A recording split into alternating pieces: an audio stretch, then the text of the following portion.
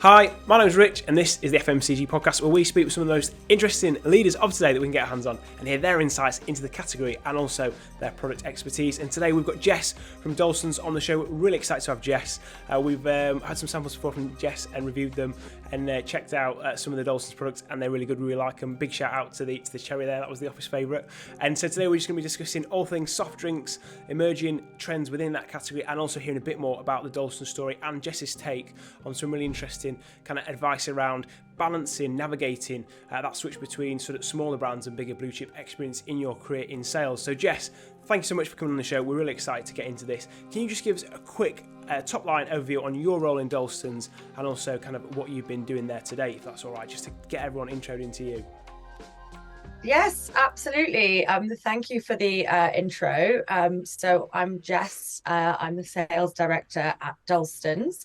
I joined the business in January, and it's been a bit of a whirlwind since starting almost a year ago. So my previous role actually was at L'Oreal. I was working in the beauty industry, so something pretty different. And I got kind of headhunted by our founder, Duncan, to kind of go off and work for him.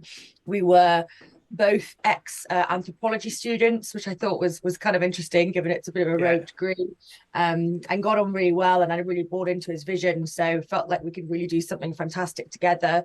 After a bit of a tough time over COVID, the business had kind of been pulled back to a bit of a skeleton team. So I joined. It was really Duncan and his head of product, Graham, and myself.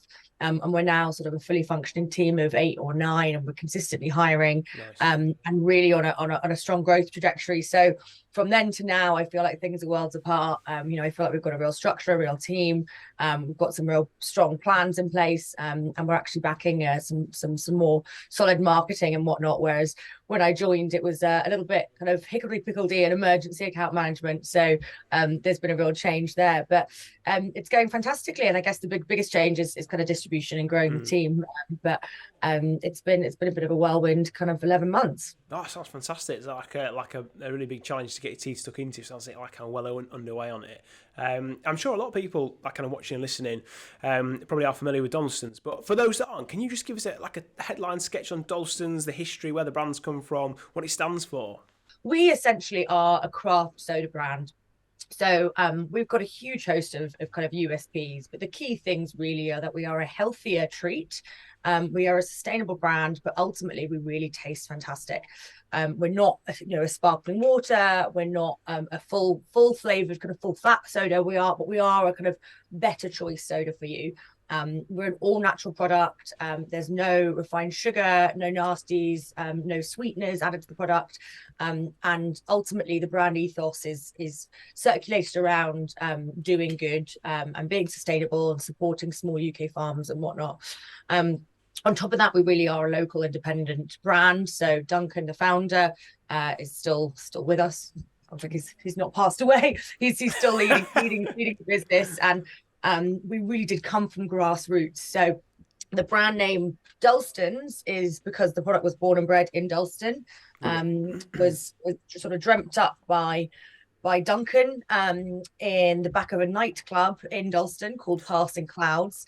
About 10 years ago, and for the first sort of 5 years of the brand, he was brewing it in big vats. He was buying cola nuts. We don't do cola anymore, but from sort of Hackney Market, and making it by hand. I think he got given a 300 £300 payday loan, and went and bought sort of a pallet of recycled glass bottles and started filling them and fizzing them by hand, and then hand delivering them with their route to market was themselves. So for a good while it was very much kind of a independent bootstrap business. And in I think about 2017, somebody approached Duncan and said, look, this is not the way you scale a soft drinks business, which is when we decided to maybe not produce and distribute and do everything ourselves and move into cans and actually try and get some volume there. And that's when things really took off. So I see the real birth of Dalston's being 2017, but there's a few years behind that where it's, he's done the hard work and really got to grips with the ethos that he wants to build as a brand. And ultimately, it's about a very simple product. It's about good ingredients. It's about well-sourced ingredients, and not overcomplicating things. So both him and our head of product, they're both ex-chefs. Yeah. And again, taste and flavor really are still at they're in the driving seat for the products. And actually, we'd never bring anything out which we didn't think tasted good and didn't have those kind of core values behind the development. So simplicity, well sourced, good products, solid ingredients, and just nothing weird. No crazy numbers, nothing you can't pronounce on the plan. So I guess that's us in a nutshell. And we like to say craft, as I think all of those things really encompass kind of what we see and understand to be kind of craft. You could kind of, I suppose, call us whatever you want, call us what you want, but we have some pretty cool USPs. And I love your the ginger flavor is brilliant. I think some of the samples you sent us through, that was one of them. But I think ginger drinks quite hard to get right. Sometimes they're like, the ginger's not got enough kick. Other times it's overpowering. But that was spot on. Really liked it. So you say the best seller at the moment then is the cherry? That's kind of overtaken, is it? Well, no. So actually, the best seller, given our distribution, is rhubarb. Okay, And cherry for us is a really high loyalty. There's not a huge amount of other cherry flavors out there, and I think we've really hit the nail on the head with the balance of that product. That said, you either really like cherry or you don't, so it's a little bit Marmite in that sense. But those who do very much repurchase, the repurchase rate on the cherry is 70+%. So we do have some real loyal fans of the cherry. Yeah. In terms of our flavor profiles, it's a really interesting one because initially the business was Dalston's cola, and the first drink that they launched was cola. But it's very hard to change the shopping habits of some of the major kind of known flavors. So what Duncan discovered was that if somebody wants a cola, they're going to get a Coke or a Pepsi. It's very hard to break into and challenge that. So what we did was kind of go down the road of flavors with mass points of difference. So approachable, understandable flavors, but ones that aren't challenging the traditional. You've got your lemon drinks, you've got your orange, you've got Fanta, you've got Tango, you've got San Pellegrino, you've got so many different options. And it's just a very tough market to play in. So what we do very well is taking a known flavor and a liked flavor, but one that is not traditionally a soft drinks flavor, i.e. rhubarb or cherry, and turning it into exactly that. And that's where we can win, and we can win in that space because we're not going after the core lemon orange cola. We're coming in with slightly different points of difference in our flavors. That's really interesting. It's something that comes across a lot in the podcast that we do, especially with the kind of emerging brands, is it's a case of finding that point of difference is something that changes and develops. It's really interesting. Obviously started off in cola and kind of moved through, and just persisting with it seems to be like kind of part of the secret sauce that kind of keeps brands on the shelf and around rather than disappearing, because it's challenging. The UK is so buoyant. I think everyone in the UK will give a new brand a go. It seems like UK consumers are pretty interested in trying new brands, but trying to kind of keep something there in the forefront that kind of gets that repeat purchase and starts to develop some brand loyalty. That's the kind of real challenge. The tough nut to crack, isn't it? Rate of sale and repeat purchase, a key thing is you see a huge number of brands launch and quite quickly be delisted. I won't name any names, but it's not uncommon, and particularly in grocery, retailers are constantly being given targets to cut their ranges and reduce their complexities, and therefore any tail brand, if there isn't huge solus or loyal spend, is at risk. So driving rate of sale and getting the repeat purchase is really key. And again, I think this is something I really believe in with Dalston's, is that being driven by taste and quality and actually having a product that I really like does mean we see consumers returning. And for us, one of our biggest, marketing strategies is sampling, because people try the product and then they do seek it out. Versus again, other products out there where reformulations have meant the products, maybe taste a little bit bland, or 0-calorie products where, it's serving an absolute, serving a purpose, but it's not full flavor in the same way. And where we win is people really are coming back and repurchasing once they trial.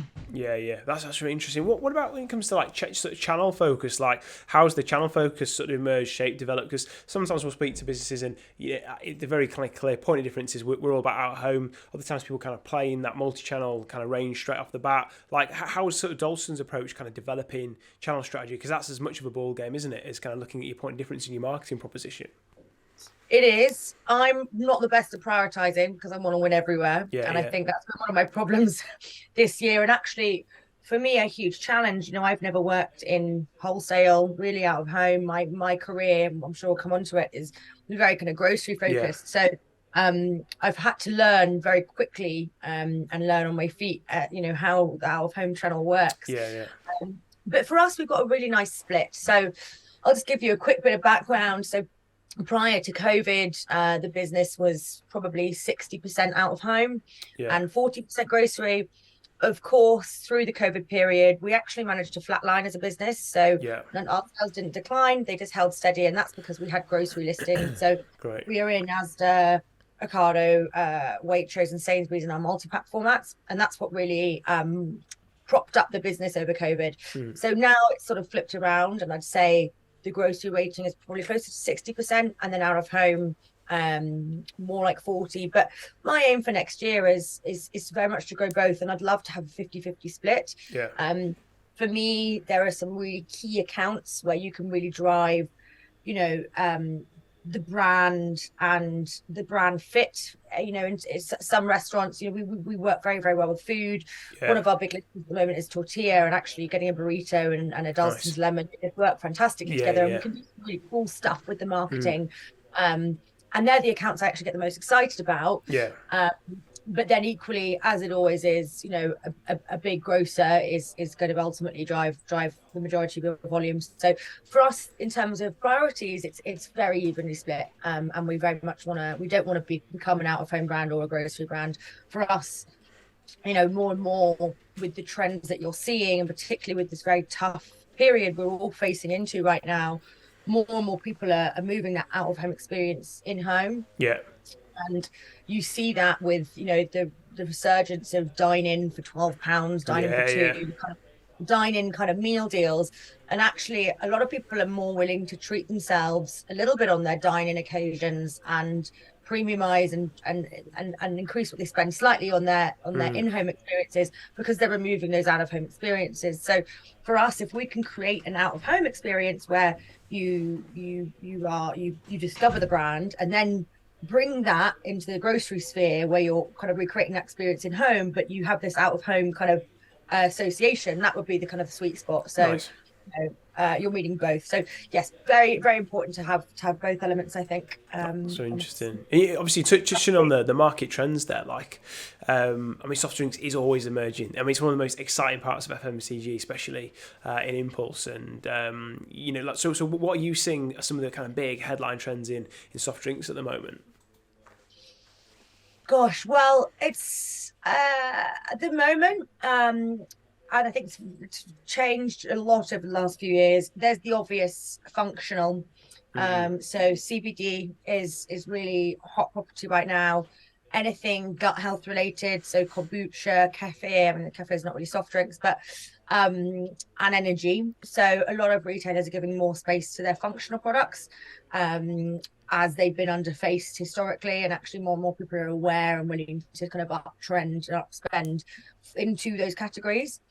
Waters are also in growth, but for us, soda and flavored carbonates is kind of the bread and butter of soft drinks, and ultimately that's always going to be the bulk. So if we can provide people an easy shopping experience where they have an alternative on their shelves, they're looking at Tangos and Fantas and 7-Ups, and actually quite make it quite accessible, then we think we can very much still play in that flavor carbonate category. But I'd say the key trends really are the functional additives that we see in drinks. Not something that we're doing specifically ourselves. We're not a functional brand. We are very much a simple, natural, ethically driven flavored soda.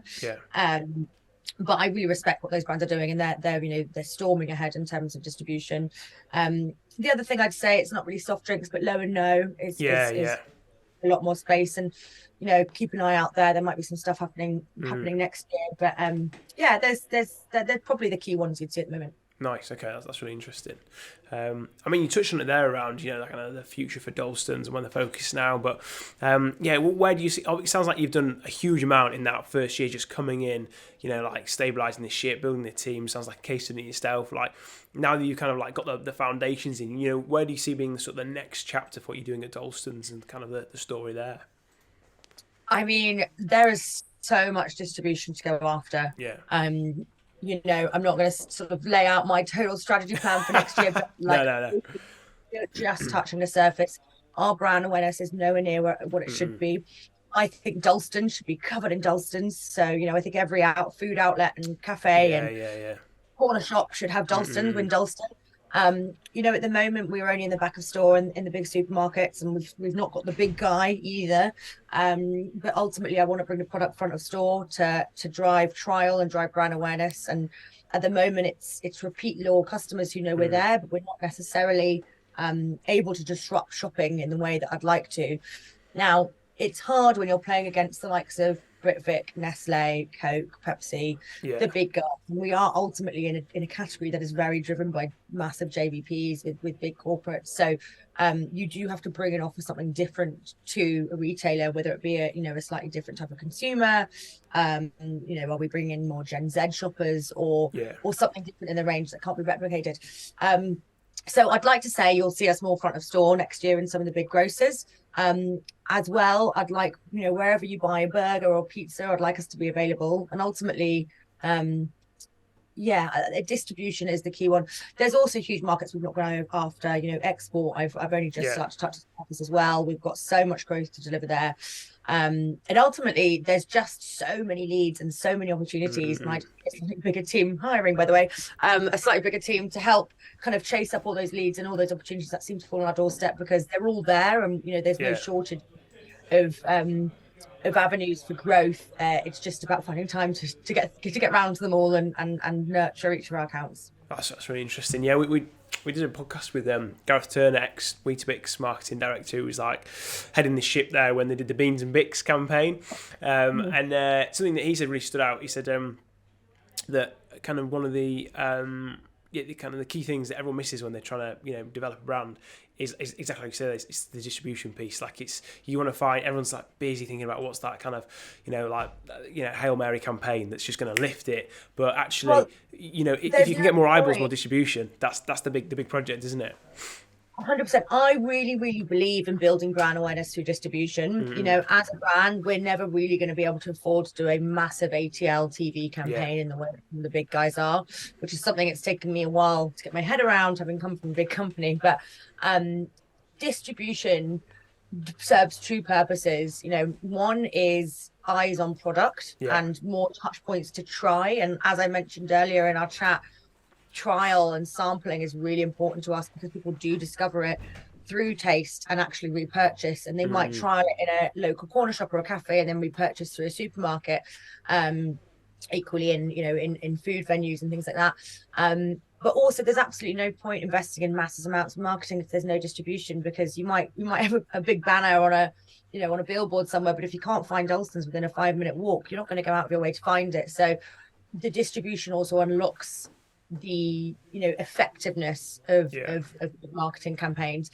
There's other ways to go about it, and you see a huge host of brands having completely focused on digital D2C, and actually ultimately therefore you've got availability, but I'd like to go about it the traditional route. But I look at other brands that I've discovered, Tony's Chocolonely being an example I'd pull up, and I tried them for the first time in my local corner shop, and they were everywhere, bit by bit, but I trialed it there, and I continued to trial flavors, and they've obviously got the biggest range because they've got much more elastic shelves, they've got more flex in their range, and I discovered and learned to love the brand through that corner shop rather than through big grocery distribution. Now if I go to a Sainsbury's, I'll pick it up, but there are so many touch points to discover and learn about a brand, and some of the sort of smaller outlets actually do a better job of brand positioning as well, because they've got more control over what they do.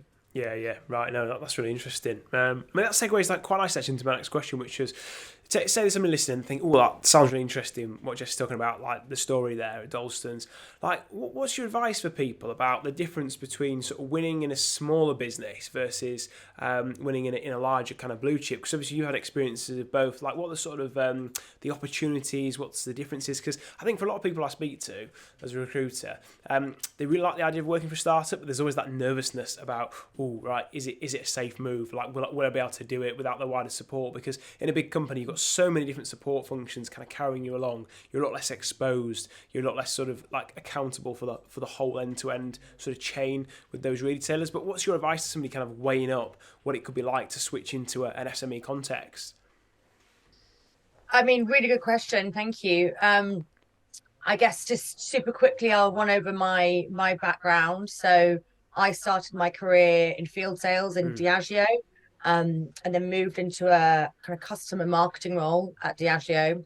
And then I actually moved over to itsu, which at the time, itsu Grocery, there was about 12 of us, just me and one other on the sales team. And at the time was very much a startup. Then I took a few years off to travel, and then I came back and joined L'Oreal. And then after a few years, I really missed working in that fast-paced, small environment, particularly in food and drink. So I took the role at Dalston's. But I mean, there's pros and cons. Look, I personally have really benefited from both. Yeah. Benefited in very different ways. And I think completely siloing yourself into being a blue chip corporate account manager, or, you know, someone who works purely in small businesses can be a bit dangerous, because actually I feel like people are a lot more adaptable than people are given credit for. I think it's very brave if somebody wants to make the move, because ultimately you are going into something that's quite unknown, and usually it will take quite a while to get used to different processes. But it's something that I always really respect. And when I'm hiring, you know, I always have a lot of kudos for people who have taken that leap, because it is a bit scary and there isn't a huge amount of structure in a small business versus a big business. But I think, you know, what you get in each is very different. You know, in blue chip businesses, you get, you know, fantastic training. You know, my favorite training course I ever did was the gap negotiation training, and you get really supported and invested in that way. You also are really scrutinized on the detail of your work, and sometimes it can feel a bit arduous redoing a forecast, which is what I found in some of my previous roles. But on the flip side, when you're moving this fast in a small business, the attention to detail sometimes flies out the window, and it can be a bit dangerous, because actually you just are running faster than you can walk. So for me, I like working in that slightly chaotic environment. You know, I'm a thinker, I'm yellow if you look at it in terms of the colors.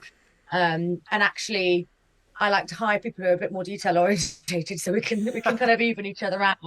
But I like the ability to have the freedom to fail. You know, I think in a small business, usually, and if you've got the right management in a small business, you're able to run with an idea, and if it fails, you are held accountable. But it's not failure isn't a bad thing. It's all a learning curve. Whereas in big businesses, all the learnings have already happened. You know, so it's all much more mechanical. But that said, decisions are very much more logical and rational in big businesses, and have to be very financially driven. Whereas in small businesses, they can be a bit more emotive and be a bit quicker. And actually you can turn something around. You know, if a buyer asks you for a new flavor, you can make that happen and launch it in 3 months, which I think is amazing. I think there are pros and cons to both. But one thing I would say is don't be afraid to switch between the two, because I feel like that's the best kind of experience you can get is experiencing both and thriving in both, and recognizing both the positives and the negatives of each type of work environment. Yeah. I mean, so something that you like highlighted there, just talking through your CV, which is really important, I think, is the breadth that you've got as well in kind of functional understanding. Because I see a lot of people chase cash early on, 5 years in, they want to be earning crazy money. And actually, it's possible to do that in the UK and FMCG, because there's such a good need for talent. But often what people do is they specialise too early, they become a one-trick pony, maybe not in their own mind, but that's how they get pigeonholed. And then they get the golden handcuffs of the salary at that level. And then before they know it, it's difficult to then broaden out, which allows them to have the opportunity to move sideways into a smaller company and go upwards. Because I speak to a lot of smaller companies, and they say, oh, actually, it'd be a real benefit if you could find somebody who's got a rotation in supply chain or customer marketing as well, because they don't have the resource to hire like a dedicated, sales operations manager. So actually, if the first senior now has got a bit of that kind of 360 view on that as well, massive benefit to them. And it's really interesting, kind of you saying that actually you've changed back and forth several times, because again, I see that as a recruiter. I mean, it's easy for me to say because it's not my career, but I see people going back and forth, and actually it works. If you don't burn any bridges, there's kind of no harm, no foul. But I think sometimes people get really sort of blinkered on, right, if I make this change into startup, well, that's it. I'm never going back to a big blue chip. In reality, that's not how it works, is it? No, not at all. And, I don't think there's anything wrong with career changes when you're early on in your career. I actually think it's more beneficial than being a lifer. There's a lot of big blue chips where people are lifers and have done 10 years. And yes, you end up moving up the ladder probably slightly faster. But ultimately, I think in the long term, you get a much bigger breadth of knowledge and experience and actually tools that you can bring outside of your remit. And I think in a big business, you do your role and your role only, because there's somebody in every role to kind of support and all these different support functions. Whereas in a small business, you're a bit of everything. So, I'm developing MPD. I'm designing boxes. I'm thinking up marketing plans. I'm pitching to buyers. I'm also going down to wholesalers and, going through, wading through pallets, and like I'm doing literally a bit of everything. I'm writing the P&L. Like, Christ, your finance, your marketing, or MPD, your supply, you get stuck in. And actually, if that's something that you like as a person, it's what makes small businesses really incredible. And actually, if you can bring, whenever I hire somebody, I always say, this is the role I'm hiring you for, but if you've got other skills that you want to explore, that you want to bring, and roles are adaptable in small businesses. So one of my account managers, he manages some of the on-trade. He manages our convenience channel, does a bit of marketing and Ocado, because he really, he's great with e-com, and he's done some marketing roles, and actually he's great in wholesale, but he wants something new, and you can tailor it to that. But some of the stuff he brings us in terms of partnerships and marketing ideas are amazing, and actually that's because of his marketing experience. So you can be really valuable in a small business if you have, slightly sideways career. If you can be, money will come. And I also would like to stress that sideways doesn't necessarily mean not getting a pay increase. True. I've had to kind of stay flat. Every role I've got has been a progression. But those skills, a year in marketing, a year in supply chain, actually in a small business are more valuable. Probably if you're applying for a blue chip, it's not seen as valuable as a trait. But in a small business, 100%, it just shows you're versatile and willing to get stuck in. Yeah, right. No, that's really interesting insight. Just kind of building nicely to the next question, really, just more broadly, like just a couple of headline bits of advice. I mean, you touched on some great insights for people. People listening thinking, right, that's really interesting, thinking about the balance between, blue chip and SME in terms of like verticals, tracks to get down for their career, but more broadly, just kind of advice for specifically salespeople, national accounts. Like, what would your kind of standout advice be if you could just give one or two pieces to people that are wanting to kind of get on and be better national account managers? What do you think people need to kind of hone in, develop? It might be soft skills, character attributes. What would you offer to somebody? I'd say, if you're hunting for new business, don't be afraid to think outside the box. I know that's a bit of a cliche one, but it really does work. Doing something slightly different to get a buyer's attention, or really push to close a deal to show that you've really thought about it. Go above and beyond. This is more marketing, but I'm trying to close you'll know in a minute, a coffee chain, and we're a dog friendly office, and one of our marketeer has a black Great Dane, and I was like, let's dress them as a black sheep to try and get black sheep's attention, and actually think outside the box, get them to know you. That's, I think, for me, and again, this is different for everybody, but being a people person and being able to get people to buy into you and like you, and see how dedicated you are to winning their account specifically, very specifically, not just in a general way. It's just as important as being fantastic with numbers, or being a great negotiator, or, doing a fantastic sell or a pitch. I think, there's all those unspoken skills where, people buy from people. And again, it's really cliche, but it's really true. So I wouldn't forget, you can, being structured and numerical and all of that is very, very important. But don't forget the essence of the you, people buying you, and actually bring your character into it. I bring my dog, Stanley. Oh, lovely. Go, let's see Stanley again. Yes, I made them get a dog-friendly office when I joined. I That's love that. one of the other benefits of a small business is you can demand a dog-friendly office for these Love guys. it. What breed is Um, Stanley? Sorry. he's a long. I had to bring him in. He's a long-haired mini Dachshund, Oh, lovely. and he's our team mascot, and he's here every day. But I mean, wherever I can, I bring him into meetings because it breaks the ice. Yeah, So yeah, you have yeah. a very formal bio who's ready for a very tough negotiation, and they start going good, good, good. It's hard to go back into kind of that stern Yeah. way of thinking. And also you're memorable. And I know that's not necessarily about me selling the product better or anything, but I think it brings character. So I just think people underestimate the importance of character in sales. And then I guess don't be afraid to ask. One of the best things that I've had this year is a mentor. Interesting. Yeah. And I think there's very few people who, when you reach out for industry advice or work advice, whether it be on LinkedIn or through someone there's very few people who are going to say no to being a mentor. Usually people are very flattered that you see them as somebody who can actually provide advice and help you. People like to have their ego stroked like that. But I found it very useful to find someone who's had a similar career path, but maybe is 5-10 years ahead, and then ask them all the questions that you feel silly asking. Yeah. And that probably goes for, not just sales, but I found that very, very useful. So I would say that. And the market's tough right now. I've not had a huge barrage of wins, and it's can be a bit deflating because I'm used to that in the past. Yeah. But maintaining a positive attitude and looking at the long game and making sure you're taking a step back to think about specifically why a buyer would buy from you. What is your category sale? Doing all the prep and planning so that you can go in and seem very casual and off the cuff, but actually you've done the prep and planning before, so it allows you to be like that. Yeah.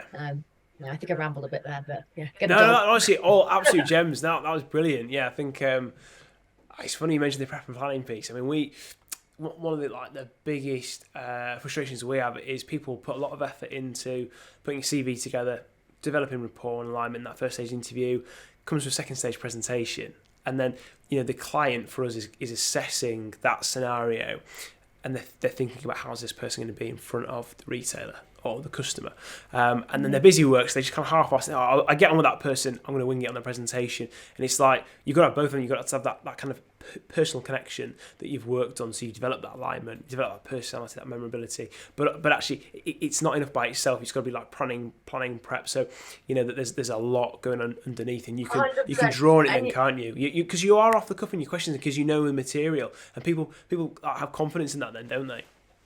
100%. And being likable is not enough. Yeah. I had a major retailer say to me recently, I really want to list your product, but if I did, it would just be because I'm trying to do you a favor because I like you. Yeah. And I suddenly went, whoa, I have not done a good enough job here, because he sees that's a benefit to his category rather than all the other benefits I could list off in terms of, bringing new consumers into the category, bringing in valuable consumers, some fantastic rate of sale, but also providing point of difference, being able to kind of provide value to the category. What I've oversold me rather than the category proposition, and that's where I went, whoa, okay, I've done a really bad job there. I need to take a step back and try this again, because they're both really important. You've got to get them to see the value in what you're selling, but you've also got to get them to like you. And then if you get both, win. Yeah. But if you have one or the other, in either way, you're just never going to be, it's never going to really work. And, you can't have one. For me,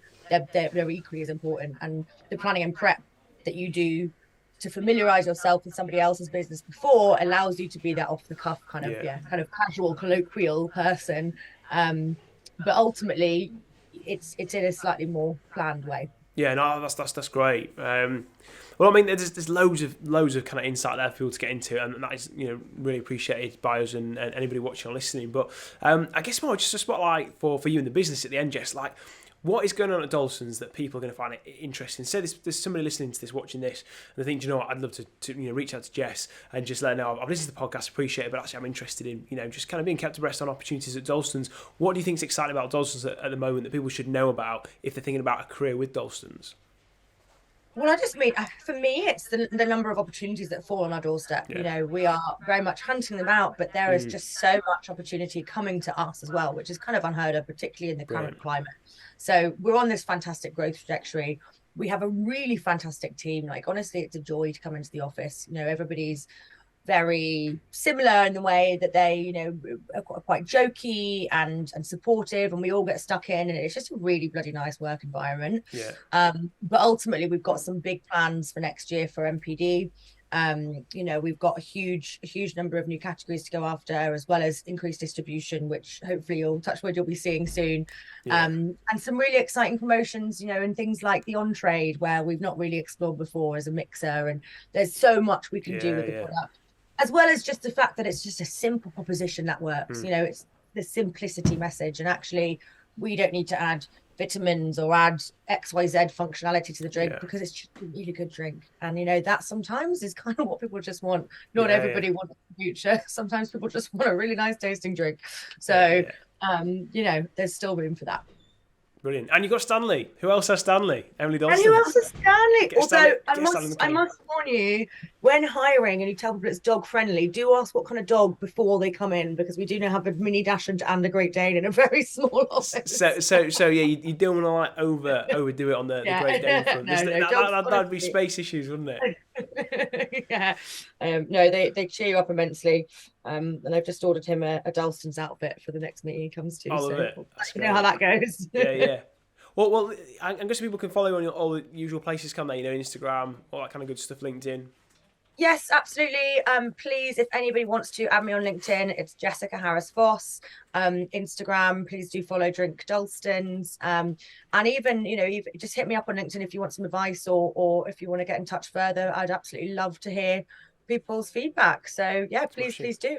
I'm welcoming to messages. Winner. Yeah, well, if you've not tried the products before, everyone go and try them. And if you're still thinking about it, go and watch our YouTube review, because we reviewed the products about 6 months ago, maybe not that long ago, probably more 3-4 months, and they're great. And listen, please do reach out to Jess if you enjoyed today. Anyone who comes on our show does it because they want to invest in talent in the industry, and it's all about giving back. So reach out. Let Jess know that you appreciate the insights that she shared. And again, Jess, thank you so much for coming on the show. It's been an absolute blast. Really enjoyed it. And all the best for Dalston's. I'll keep my eyes peeled for pictures of Stanley on Instagram. Hope we'll see him in his outfit. He's all over Instagram. So even if you're just a dog fan, just check us out on Instagram. Thank you so much, Richard. And thank you for anyone who listened.